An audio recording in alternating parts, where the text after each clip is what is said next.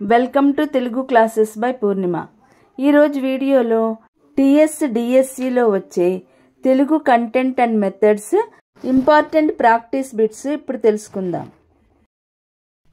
Telugu content and methods. Andesri అసలు పేరు అందెశ్రీ ఎల్లయ్య. సుద్దాల హనుమంతు వేటికి ప్రసిద్ధి? పాటల రచయిత. జాను తెనుగు వస్తు కవిత అనే పదాలు పేర్కొన్న కవి. నన్నెచోడుడు. కాళోజీకి లభించిన పురస్కారం 1992 పద్మభూషణ్, 1996 పద్మవిభూషణ్. కేయూ నుంచి డాక్టరేట్. కాశ్మీర దీపకళిక అనే కావ్యం ఏ ప్రక్రియకు సంబంధించినది? యాత్రా చరిత్ర.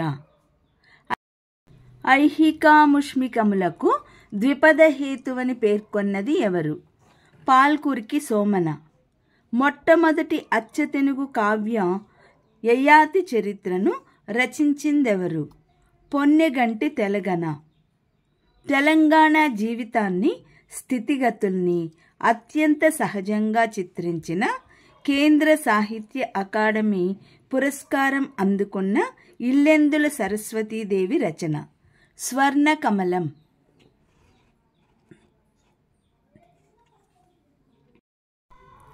నీ హారము అగ్నిచే బాగా హరింపజేసేది అనే వ్యుత్పత్త్యర్థము. అర్థం: మంచు. తాను తోడుగా ఉంటానని నాతో అన్నాడు అనే పరోక్ష కథనంలో ఉన్న వాక్యాన్ని ప్రత్యక్ష కథనంలోకి మార్చితే, అతను నాతో నీతో నేను తోడుగా ఉంటాను అని అన్నాడు. చీకట్లు లోకానికి అందాన్ని చేకూర్చాయి అనే ఆధునిక వచనంలో ఉన్న వాక్యాన్ని గ్రాంధిక భాషలోకి మార్చితే, చీకట్లు లోకానికి అందాన్నిచ్చాయి. సంఖ్యావాచక సంబంధమైన చాటు ప్రబంధం. శతకం. సజీవంగా, అవిచ్ఛిన్నంగా సజీవ స్రవంతిగా సాగుతున్న ప్రక్రియ శతకం. క్రింది వాటిలో ప్రకీర్ణ శతకానికి ఉదాహరణ: వేమన శతకం, సర్వలోకేశ్వర శతకం, మండేశ్వర శతకం.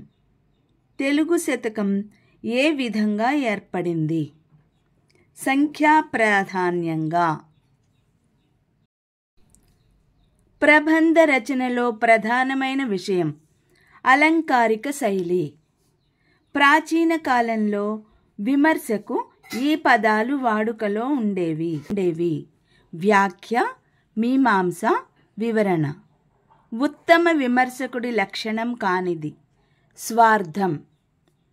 తెలుగు సాహితీ చరిత్రలో విమర్శను అక్షర రూపమున అవతరింపజేసినవారు సిపి బ్రౌన్. తెలుగు సాహితీ చరిత్రలో ఆధునిక శాస్త్రీయ విమర్శకు ఆద్యుడు కందుకూరి. కార్యము వికృతి పదం. కర్ణము. కార్యము వికృతి పదం. కర్ణము. కారకాలు అని వేటికి పేరు? విభక్తులకు. విభక్తులకు వేటితో అన్వయం పొందేవి లేదా కలిగించేవి? క్రియ. విభక్తులు ఎన్ని రకాలు? 8. ప్రథమా విభక్తి ఏ పదం చివర వస్తుంది? నామవాచక, సర్వనామ, విధేయ. క్రిందివానిలో విధేయ, విశేషణ, ప్రథమా విభక్తి పదం ఏది? ధన్యము. క్రియాపదం ఆధారంగా ఎవడు, ఏది, ఏవి అని ప్రశ్నిస్తే సమాధానంగా చెప్పే కర్త పదానికి ఏ విభక్తి ప్రత్యయం చేరుతుంది? ప్రథమా విభక్తి. క్రిందివానిలో ప్రథమ, ద్వితీయ విభక్తులతో కూడిన జడవాచకం ఏది?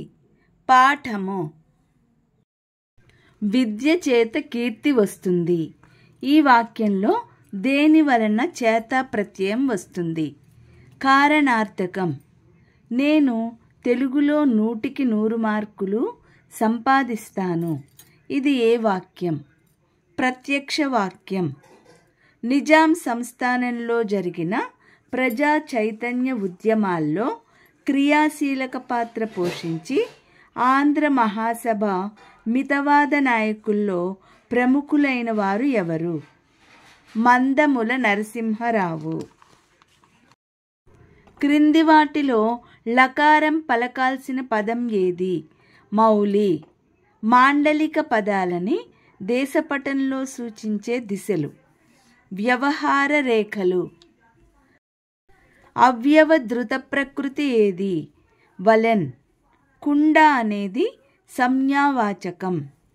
క్రింది వాటిలో ఒకటి కన్నా ఎక్కువ బహువచన రూపాలు ఉన్న పదాలు. మీనాలు. శిశువు మాట్లాడగలడు. ఇది ఏ కాలానికి చెందిన వాక్యం? భవిష్యత్తు.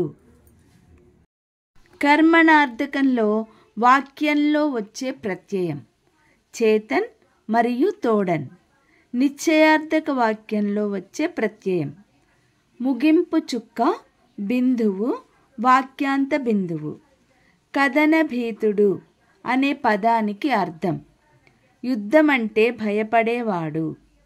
సాదృశ్యము గల ఒక వస్తువును చూసి మరొక వస్తువుగా భావించడం భ్రాంతి. శార్దూల పద్యంలో యతి స్థానం ఎంత?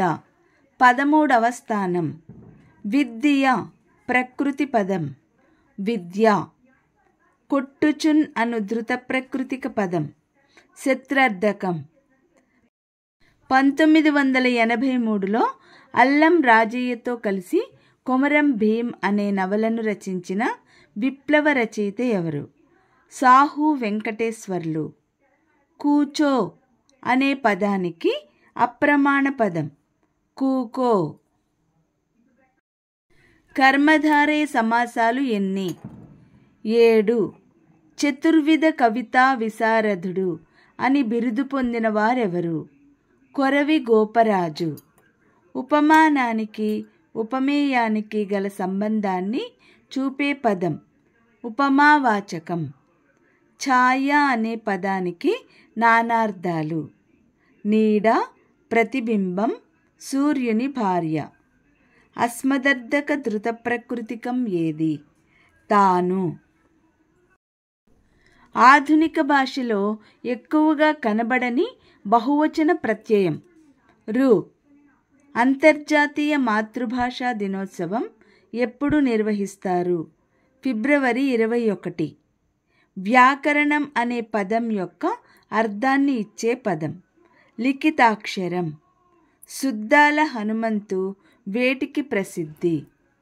పాటల రచయిత. ఈ వీడియో లైక్ చేయండి, షేర్ చేయండి.